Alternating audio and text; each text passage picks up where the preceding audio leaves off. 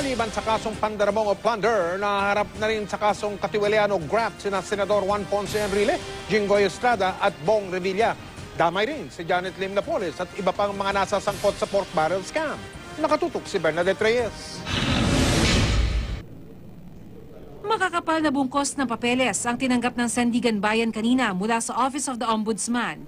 Ito ang mga dokumento para sa kasong graft na inihain ng Ombudsman sa Sandigan Bayan laban kina Senador Juan Ponce Enrile, Ramon Bong Revilla Jr. at Jinggoy Estrada. 11 counts ng graft ang kaso laban kay Estrada, habang 15 counts kay Enrile at 16 counts naman ng graft laban kay Revilla. Partikular na nalabag ng mga akusado ang Section 3E ng Anti-Graft and Corrupt Practices Act. Kasama rin sa mga kinasuhan ng graft si Janet Lim Napoles at presidente ng isa niyang NGO na si John Raymond de Asis.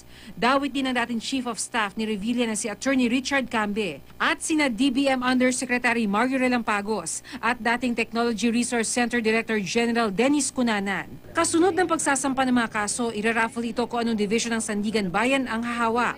Kapag nai-assign na ito sa mahukom, saka palang pag-aaralan kung magpapalabas ba ng warrant of arrest laban sa mga akusado.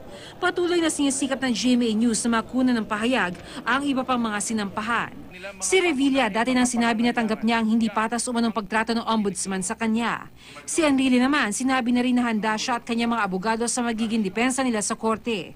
Si Estrada hindi na raw ikinagulat ang paghahain ng kaso. Bernadette Reyes, Nakatutok, 24 Oras.